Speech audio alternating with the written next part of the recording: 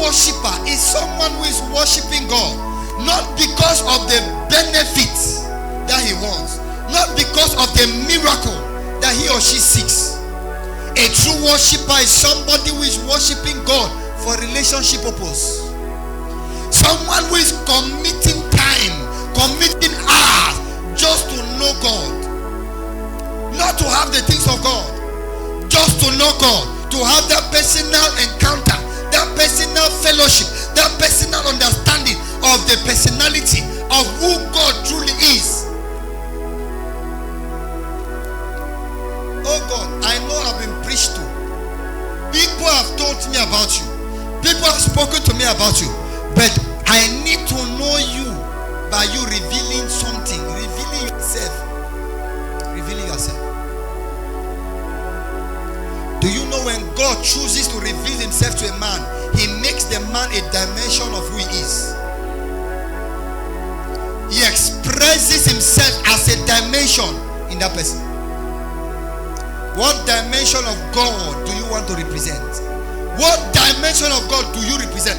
When people look at you, what aspect of God do they think about? What aspect of God comes to their mind? When men look at you, when you even preach to people, what is the dimension of God that you can reveal to these people about God? What is it? Can you reveal the dimension of holiness? Can you reveal the dimension of righteousness? Can you reveal the dimension of prayer? Can you reveal the dimension of fasting? Can you reveal the dimension of prosperity? Can you reveal the dimension of judgment? What dimension of God do you express? What dimension of God do you express? Or are you just a Christian? You are just in church. People just know you as a born again. Some people who even come to church are not born again, they are born against. Because they send you coming to church, you are the reason why others are not coming to church.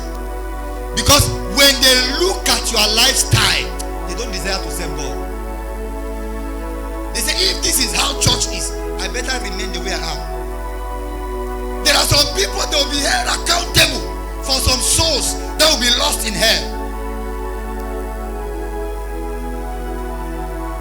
Because you were supposed to go and represent God, but the kind of lifestyle you went about living in your neighborhood, people that were supposed to observe you and they were drawn to God, when they looked at you, they desired to stay with the devil. When they look at you, they could not separate light and darkness. Because a part of you is light, a part is darkness.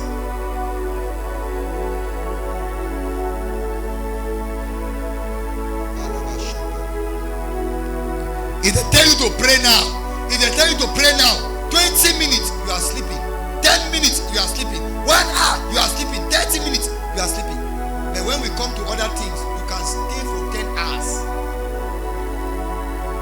If they put fasting now, 9 o'clock you have eaten, 10 o'clock in the morning you have eaten.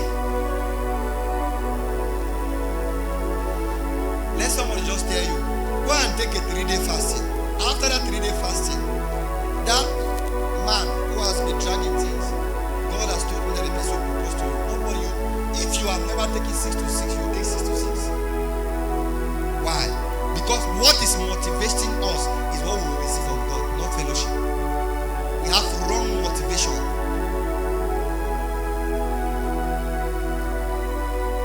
Hallelujah. Listen, it is high time for us to sit down. Don't become too familiar with church. Church is not a place where you just go and lift up your holy hands, begin to shout, then you go back home, then you live like you never attended any church.